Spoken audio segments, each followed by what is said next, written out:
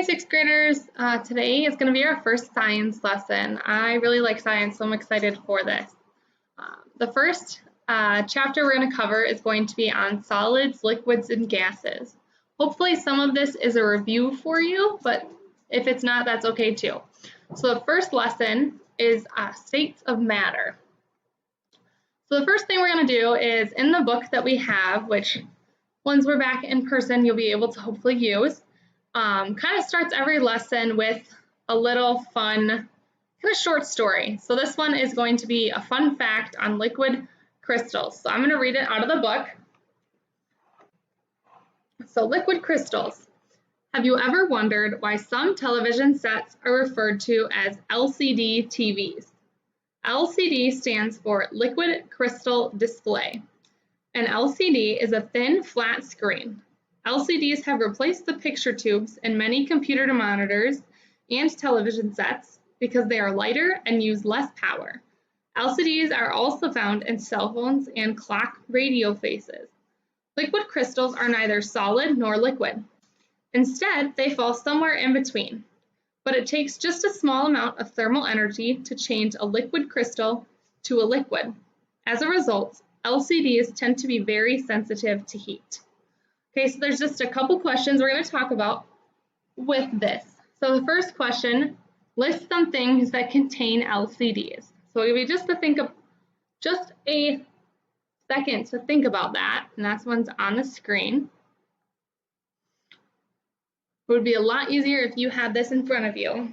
But so some of the things that this short fun fact story told us was LCDs, clock radios, cell phones, televisions, and computer monitors all contain LCDs, which again stands for liquid crystal display. Second question, why might you not want to leave a cell phone or a laptop computer outside on a hot day? Give me just a couple seconds to think about this one again too.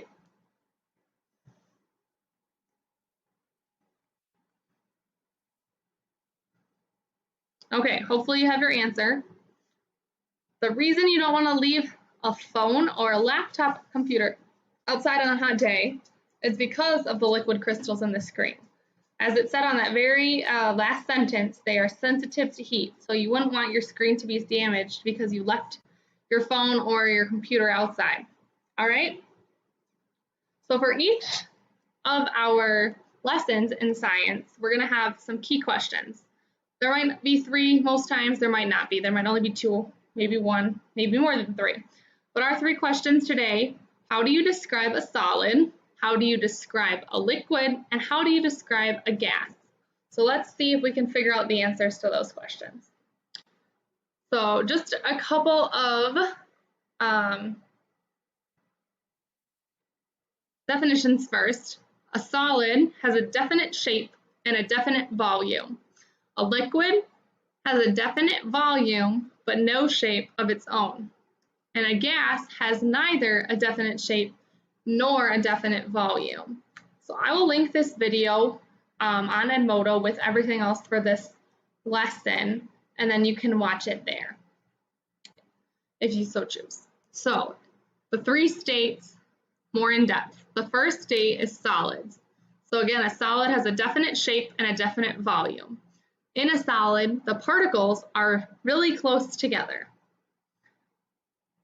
And then there are 2 different types of solids. So you have crystalline solids, that particles form a regular repeating pattern in a crystalline solid. And some examples are salt, sugar, and snow. Those are solids that are made up of crystals. And the second type is amorphous solids. So in amorphous solids, the particles are not arranged in a regular pattern. And then just a little more about those. They do not melt at a distinct temperature, but rather they may change into another substance or become softer, such as glass, plastics, and rubber. Okay? And then finally, let me move my little bubble. Hopefully, maybe, we'll make it smaller.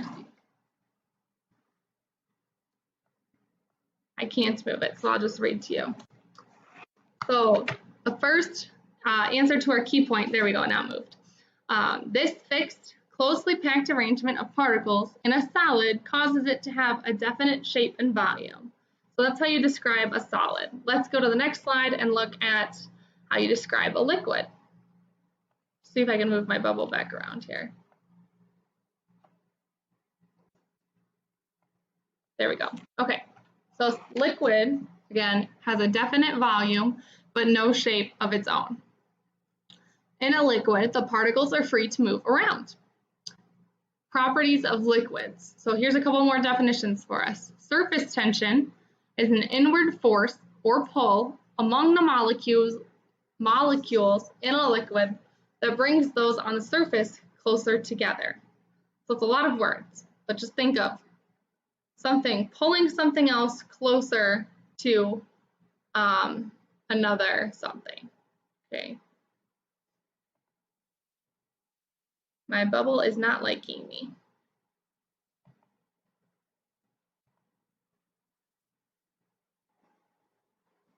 Okay, let's try that again. So viscosity is the other one under here, under the properties of liquids. So viscosity means a liquid's resistance to flowing. So think about if you're pouring water, it goes really, really fast, right, when you pour it. So as it says underneath that, liquids with low viscosity flow faster. So water, or probably, your milk, juice, anything like that. Liquids with high viscosity flow slowly, such as honey. So when you pick a jar of honey and you try and pour it, nothing really comes out. So it's going to have really high viscosity, but it's going to slowly flow, not like water. So then, how would you describe a liquid? Because its particles are free to move, a liquid has no definite shape. Remember that. On to gases. Okay, so again, a gas has neither a definite shape nor a definite volume. Particles in a gas move to spread apart and fill all the space available. Another definition here for us, two more actually, volume. Because particles move, the volume of a gas is the volume of a container it is in. Okay, so think about blowing up a balloon. If you blow up a balloon, it's going to get bigger. So then the particles are going to move around in that balloon, even though it gets bigger as you blow it up. So then the volume is going to grow bigger because it's a bigger size. It might have went from here to like here. Okay, and then we have pressure.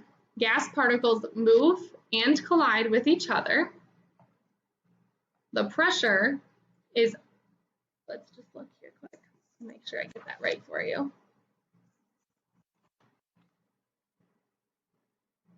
The pressure of the gas is the force of its outward push divided by the area of the walls of the container. Or we can look at it in equation form of pressure equals force divided by area. So if you have something that's in a huge area, but there's a lot more force pushing on it in order for like the gas, there's a lot more force pressing on the gas, it's going to still have a reasonable pressure. So let's say that our gas, the force that it's being pushed on is 5, okay? And the area of the space is 1. The pressure is still going to be 5, so that's a pretty big pressure in that situation for a small area, okay? So how do you describe a gas? As gas particles move, they spread apart, filling all the space available. Thus, a gas has neither definite shape nor a definite volume. So remember, a solid has a definite volume and a definite shape. A liquid does not have a definite volume, and it just takes the shape of the container that it is in.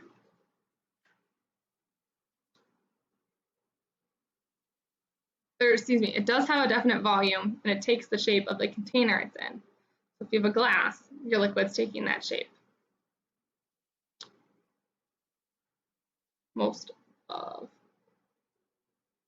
So, and then we have a gas, which does not have a definite shape or a definite volume, because the volume changes based on the size of the container, and the particles move to fill all that space.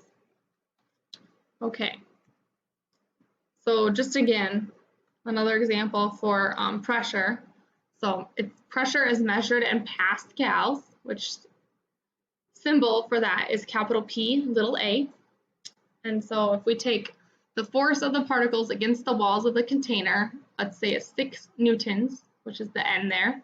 The area is 3 meters squared. How do we find the pressure? So again, pressure is force divided by area. So we take 6 divided by 3, and then we're going to get 2 pascals, okay?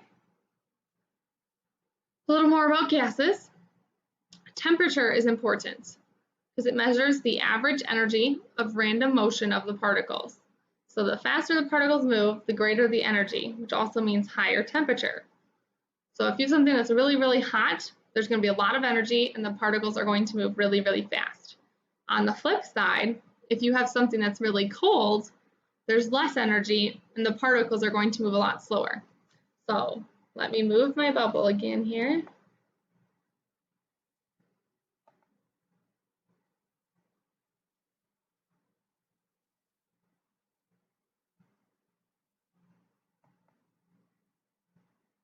Maybe. Well.